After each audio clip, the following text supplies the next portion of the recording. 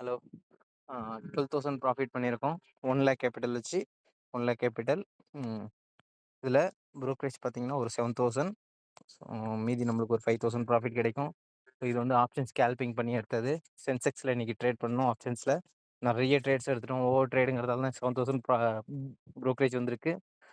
5,000 மட்டும் தான் நம்மளுக்கு கை கிடைக்கும்.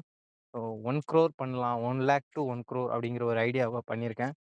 ஸோ அது எப்படி பண்ண போறேன்? என்னென்ன ஐடியாஸ் யூஸ் பண்ணி நம்ம அது மேல போறோம்? என்னென்ன பிரச்சனைகள் வருது? அது எப்படி சரி பண்றோமா? இல்லையா? எவ்வளோ வருஷம் ஆகுது இந்த 1,00,00,000 நம்ம எடுத்துட்டு கொண்டு போக? இதுக்கு நடுவுலடைய நம்மளுடைய நீட்ஸ்க்கு இந்த பணம் மணிய எடுக்க போறோம். ஸோ எவ்வளோ இன்னும் இருக்கு. இது எல்லாத்தையும் நீங்க என்ன நடக்குது அப்படிங்கிறத தெரிஞ்சுக்கணும் அப்படின்னா, மறக்காம சேனல ஃபாலோ பண்ணுங்க. அப்படின்னா உங்களுக்கு அப்டேட் கிடைச்சுக்கிட்டே இருக்கும். முடிஞ்ச வரைக்கும் அடிக்கடி அப்டேட் குடுக்க ட்ரை பண்றேன். ஸோ இது மொத நாள்.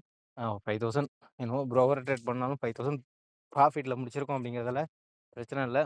முடிஞ்ச வரைக்கும் ட்ரேட்ஸ கம்மியா எடுத்து நான் ஸ்கேல்பிங் தான் பண்றேன். நெறைய ட்ரேட்ஸ் தான் எடுப்பேன். அதான் என்னுடைய டெக்னிக்கே அதுதான். அதுதான் நம்மளுக்கு ப்ளஸ்ஸே. அதுதான் மைனஸுமே.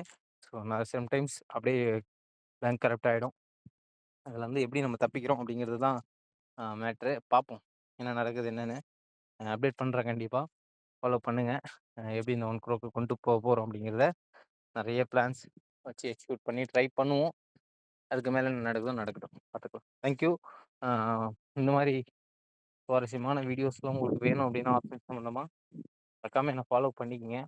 கண்டிப்பா இது ஒரு எக்ஸைட்மென்ட்டான ஜர்னியா இருக்கும். எனக்கும் சரி, உங்களுக்கும் சரி. தேங்க் யூ ஃபார் வாட்சிங்.